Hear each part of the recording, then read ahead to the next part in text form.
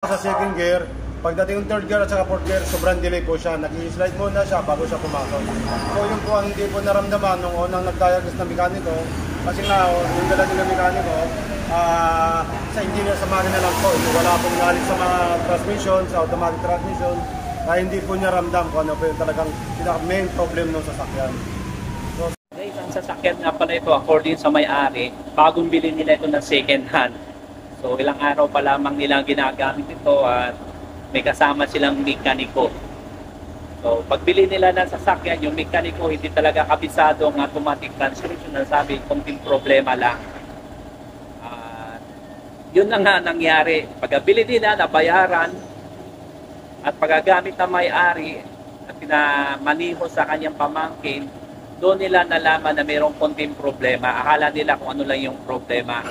So nung dinala nga sa atin to guys, saka nalaman ng may-ari ang problema nito ay about sa automatic transmission.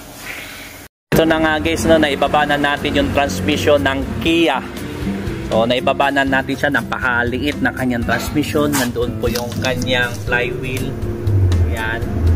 At ito yung kanyang torque converter. Guys, at ngayon pupunta tayo doon sa transmission na papakita po natin dito sa part 2 na kanyang automatic transmission. Bago pa lamang sa aking channel o sa aming Facebook page sa Mr. Franz Mechanic o Starmatic guys, huwag niyong kalimutan mag-follow, mag-subscribe at hit mo na rin yung bell button na yan upang sa bawat upload namin mga video ay ma-notify kayo.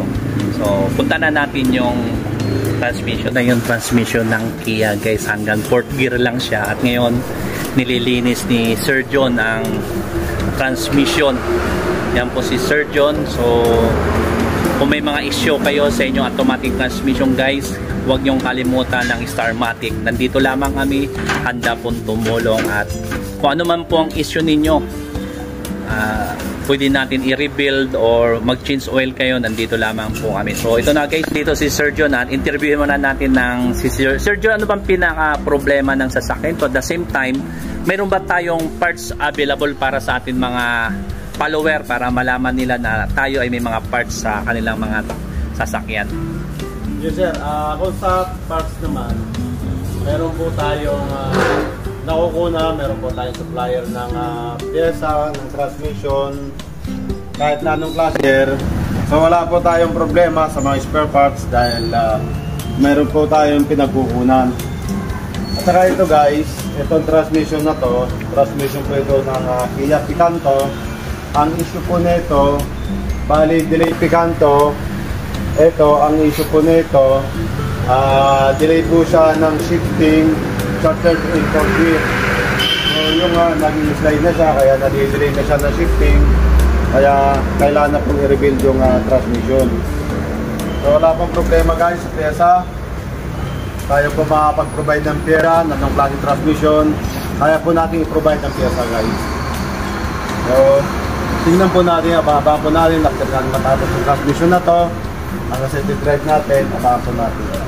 So mga ilang araw nating magagawa ito sir? Ito sir, normally sa atin 4 to 5 days.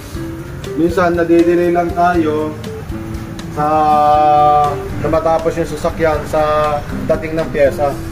Kasi minsan may mga pyesa, yung rebuilding kit nandyan na, minsan after natin nabubuksan yung transmission, mga damage, nadamay, yun po ang medyo natatagalan tayong mag-order ng pyesa.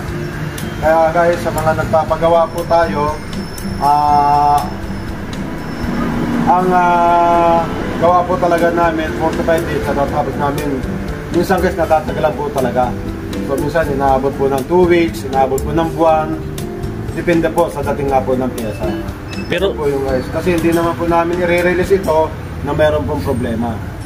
Maabot lang na may yata tayo ng buwan sir kapag talagang yung mga sasakyan na high-end, di ba? Yes sir. Medyo natatagalan kasi minsan yung pyesa po namin, minsan in-order pa po namin sa ibang bansa. So alam niyo naman, pagka order po sa ibang bansa, medyo napakatagal po ng shipping. Ito po natatagalan guys.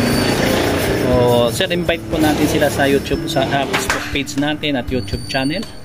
Yung guys, ini-invite po namin kayo mag-subscribe and follow and share sa FB page ng Starmatic at kay Mr. Franz Mechanic. Huwag po natin kalilimutan guys, sa ating FB page, sa ating YouTube channel. Meron po tayong YouTube channel. Napaka-importante po mga kamatik na nakasubscribe po kayo at nakapollow dahil ang nilalabas po namin mga video more on tutorial. Doon po makakuha po kayo ng idea, patututunan nyo po kung ano po yung diskarte sa pag-rebuild ng automatic. Napaka-importante po kayo nakasubscribe dahil para sa inyo po ito, kung ano po yung mapapanood nyo, sigurado po kami na meron po kayong matututunan.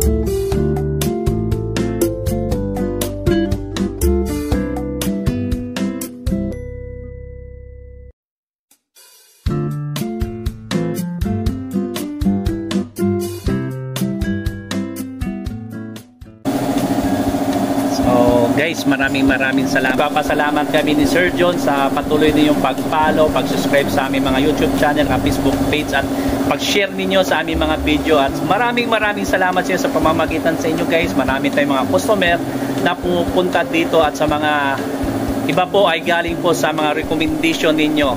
Salamat sa inyo guys. God bless. God bless.